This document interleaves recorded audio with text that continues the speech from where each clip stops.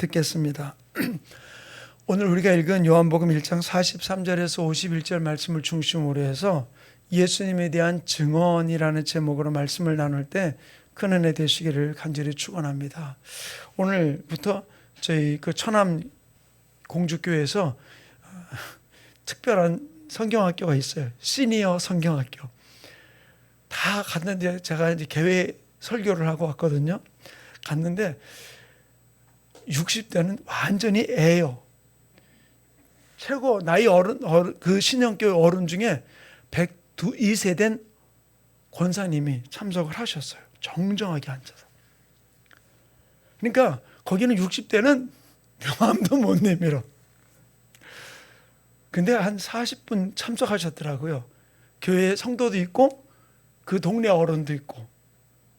그래가지고서는 이렇게 참석을 하는데 거기에서 그 제가 개회 예배 설교를 하고 그리고 그 발레단이 와서 그 발레를 했어요. 하시딤이라고 하는.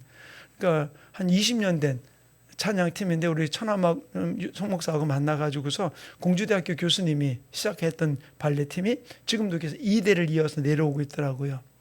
그래서 거기는 그 발레 하는 분들이 그냥 취미로 하는 사람이 아니고 다 전공자들이에요. 그리고 지금 현직 그 국립 발레단 같은 데 다 소속되어 있는 그런 친구들이 와서 하고 있는 거예요. 그러니까 송 목사가 그러더라고요. 뭐라고 하냐면은 여기 와서 하는 사람을 취미로 하는 사람이라고 보지 마십시오. 여기는 다 지금 전공한 사람들이고 4년제 다 전공한 사람들이고 지금 국립 발레단에서 여기저기에 소속돼 가지고서 지금 현재 활동하고 있는 사람들입니다. 그렇게 이야기하고 저도 보니까 예전에도 제가 봤거든요. 보니까 이제 멤버들은 다 바뀌었지만 새롭게 또 보이게 되더라고요. 뭐냐면은 그냥 와서 하면 뭐 다리를 이렇게 올리고 저렇게 올리고 발레하니까 그런가 보다 할 텐데 그 사람들이 4년제 대학 출신들이고 전공자들이고 또 지금 뭐 이쪽 저쪽 국립 발레단에는 여러 군데 소속된 사람들이라고 얘기하니까 보는 마음이 달라지더라고요. 제가 왜 서두에 이런 설명하느냐? 제가 주일날 말씀을 드렸잖아요. 우리에게 오신 예수님이 어떤 분이냐? 예수님이 어떤 분이냐? 제가 몇 가지를 말씀드렸습니까? 바로 태초에 말씀이 계시니라. 뭐요? 하나님이 시간을 만들기 전부터 계셨던 분이 예수님이에요. 천지 창조하기 전부터. 그 예수님이 천지 창조할 때 함께 그 모든 일에 동참했던 분. 그분이 우리에게 생명 주기 위해서 빛으로 오셨던 그분이 빛으로 오셨지만 이 땅 백성이 자기 땅에 오매 가기 땅 백성들이 그를 영접하지 않았고 십자가 못 박아 죽었던 그를 요한복음 1장 12절에 뭐라 그랬습니까? 영접하는 자, 그 이름을 믿는 자들에게는 하나님의 자녀가 되는 권세를 주었다라고 이야기하면서 제가 주일날 말씀을 드렸어요. 그러면서 생명 주기 위해서 오신 예수님에 대해서 이야기를 나눴어요. 그리고 제가 수요일날 설교를 하면서 말씀이 육신이 되어 우리 가운데 오셨던 예수님, 바로 말씀이 육신이 되어 우리 가운데 오셨던 그 예수님이 바로 예수님이 오셔서 내가 하나님임을 나타내기 위해서 말씀이 육신이 되어 오셨으니까 하나님됨을 나타내기 위해서 우리와 은혜와 진리가 무엇인지를 나타내기 위해서 하나님의 은혜가 어떤 것인지 어떤 은혜예요? 높은 하늘 보좌에서 그 모든 걸 버리고 우리를 구원하기 위해서 이 땅에 육신의 몸을 입고 오신 그 예수님, 우리에게 은혜 주기 위해서. 이 은혜가 뭐예요? 내가 받을 수 없는 것을 우리에게 주신 것이 은혜잖아요. 그 은혜를 주기 위해서 오신 예수님에 대한 부분을 수요일 말씀을 들으면서 말씀이 육신이 되어라는 말씀을 나눴어요. 오늘은 우리가 본문으로 다 삼지는 않았습니다만 그러나 23절부터 19절부터 오늘 마지막 51절까지 말씀 전체 내용을 통해서 그 예수님을 어떻게 우리가 증언하고 있느냐라고 하는 사실을 함께 나누기를 원해요. 첫 번째 증언은 뭐냐면은 19절부터 나오는 말씀 가운데서 요한이 예수님을 만나는 그 부분들을 언급하며 이야기를 해주고 있잖아요. 예수님이 거기서 이 요한에 대해서 네가 예수냐 메시아냐라고 물을 때 나는 아니라라고 이야기를 합니다. 그러면서 요한은 나는 하나님이 내게 그 앞길을 예비하라고 보낸 그러라고 이야기를 하면서 바로 이사야의 말씀을 인용을 해서 이야기를 해주고 있는 것이 요한의 모습을 볼 수 있는 것이죠. 그러면서 예수님에 대해서 이들이 증언하고 있는 일들을 나누는데 첫 번째는 요한의 증언이에요.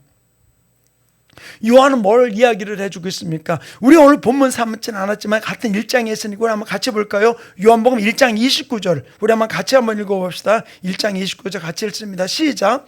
이튿날 요한이 예수께서 자기에게 나오심을 보고 이르되 보라 세상 죄를 지고 가는 하나님의 어린 양이로다. 자, 지금 침례 요한을 많은 사람들이 선지자라고 생각하면서 그를 따르고 그에게 침례를 받는 일이 있었어요. 그때 그가 뭐라고 얘기합니까? 예수님을 하나님의 우리 세상 죄를 지고 가는 하나님의 어린 양이다. 예수님을 친히 증거하는 요한의 모습을 찾아볼 수 있어요. 그래서 이제는 바로 태초부터 시간이 있기 전부터 계셨던 그 예수님, 천지창조를 동참했던 예수님, 이 땅에 육신의 몸을 입고 오신 예수님을 요한이, 많은 사람들의 선지자로 여기는 요한이 지금 증거하면서 어떻게 증거하고 있습니까? 세상 죄를 지고 가는 하나님의 어린 양이다라고 이야기를 해주고 있는 것이죠. 이것을 누가복음은 이렇게 이야기해주고 있어요. 누가복음 3장 4절부터 6절에는 선지자 이사야의 책에 쓴 바 광야에서 외치는 자의 소리가 있어 이르되 너희는 주의 길을 준비하라. 그의 오실 길을 곧게 하라. 모든 골짜기가 메워지고 모든 산과 작은 산이 낮아지고 굽은 곳이 곧아지고 험한 길이 평탄해질 것이요 모든 육체가 하나님의 구원하심을 보리라 함과 같으니라. 어떻게 해요? 예수님이 오셔서 하는 일이 바로 무엇이냐? 모든 골짜기가 메워지고 움푹 파여진 골짜기가 다 메워지고 산과 작은 산들이, 올라가던 산들이 다 낮아지고 그 다음에 굽었던 길들을 곧게 펴서 주의 길을 예비하는 이 길, 누가? 침례 요한이 이 일을 행하고 있음을 이야기해 주고 있는 것이죠.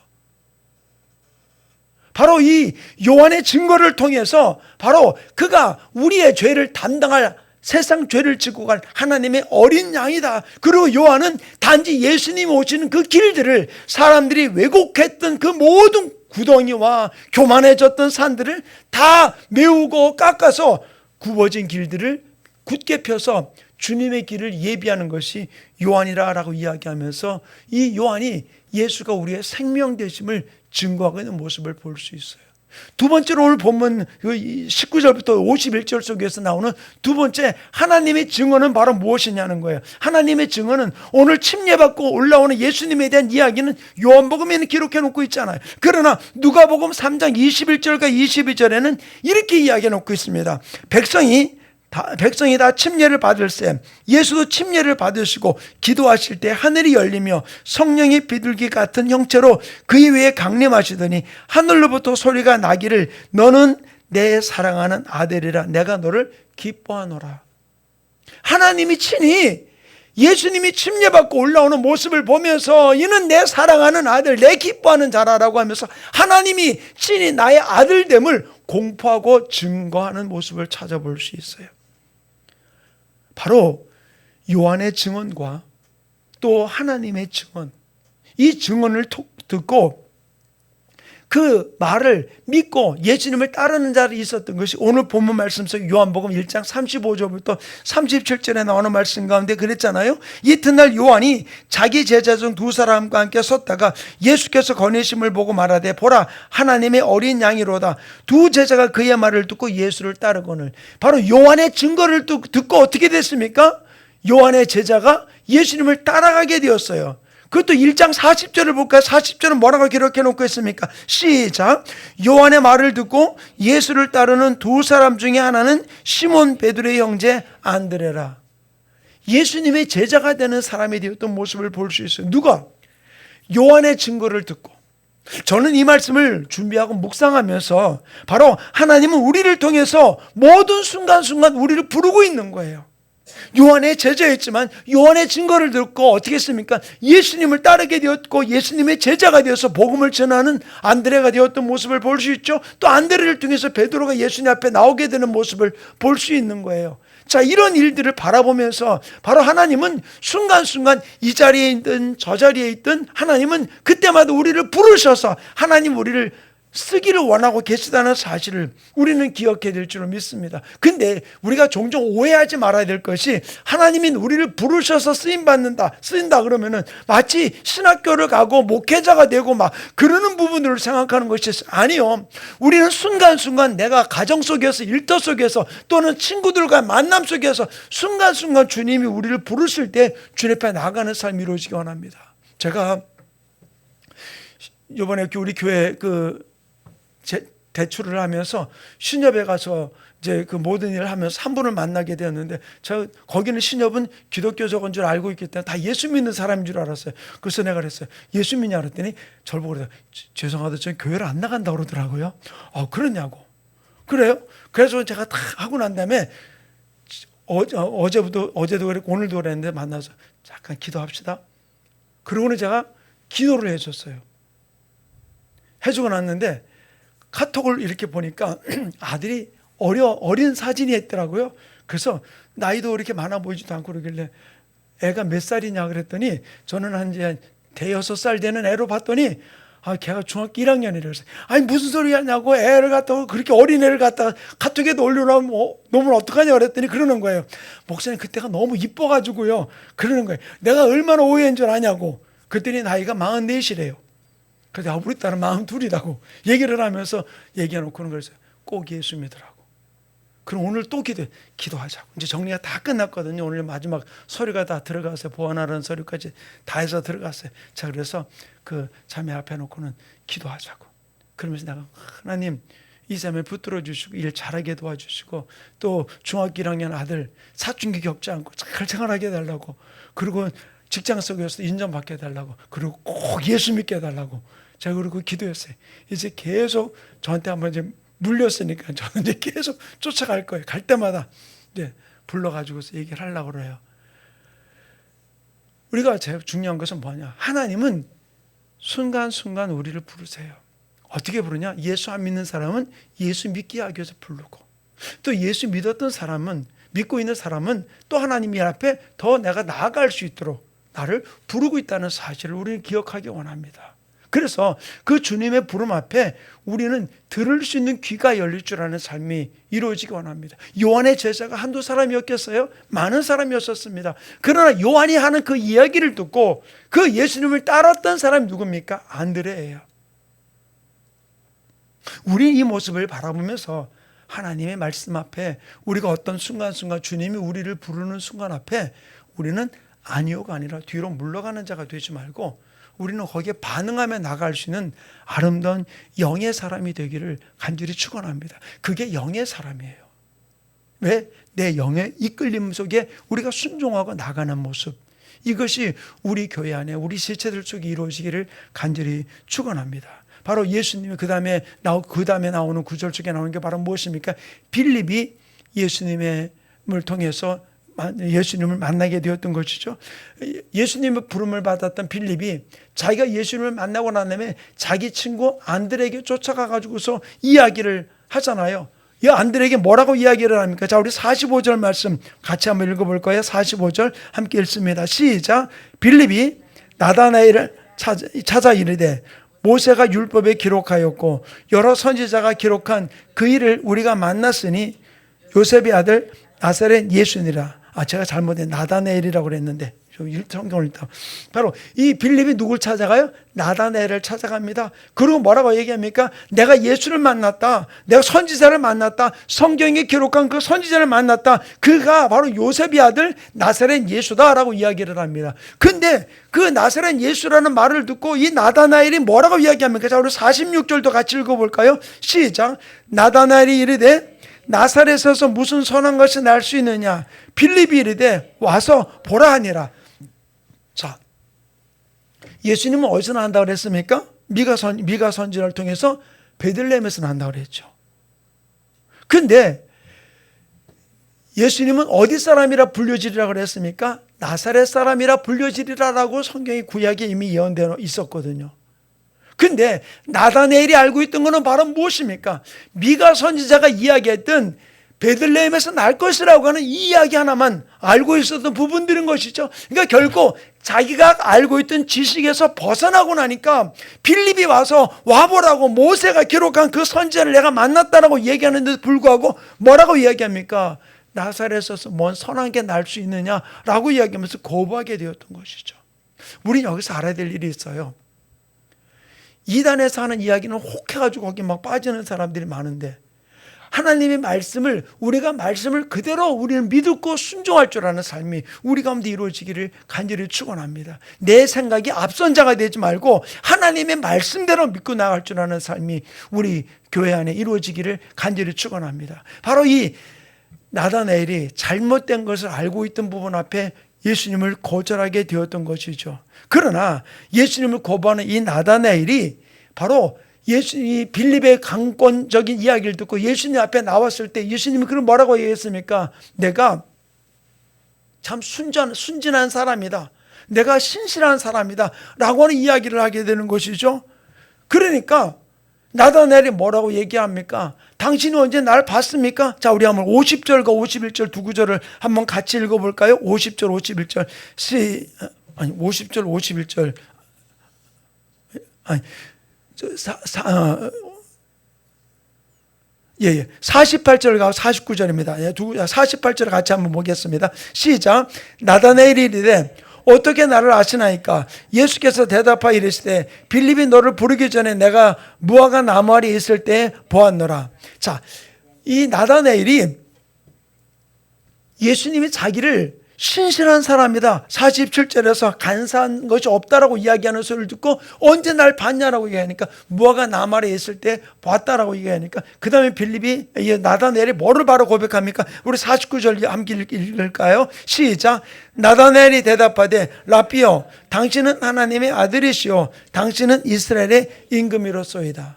자, 저는 이 말씀을 보면서 나다나엘이 맨 처음에는 예수님을 거부했지만 예수님을 만나면서 자기의 삶을 돌아보는 모습을 바라보면서 그 예수님을 하나님의 아들이라고 이스라엘의 임금이라고 고백하는 모습을 볼 수 있어요. 자, 사람들이 예수 믿는 방법은 여러 가지예요. 나다나엘과 같이 그의 지난날의 모습, 바로 직전에 있는 모습을 이야기하는 소리를 듣고 그가 맨 처음에는 거부했지만 그를 하나님의 아들로 받아들이면서 고백하고 나가는 나다나엘의 모습도 볼 수 있어요. 어떤 사람은 증거를 통해서 바로 예수님을 다른 사람이 전하는 예수를 통해서 듣고 예수님 앞에 오는 사람들도 있습니다. 꼭 나같이 예수를 믿는 게 아니라 하나님이 사람들을 부르는 방법은 여러 가지 모습으로 부르고 있다는 사실이에요.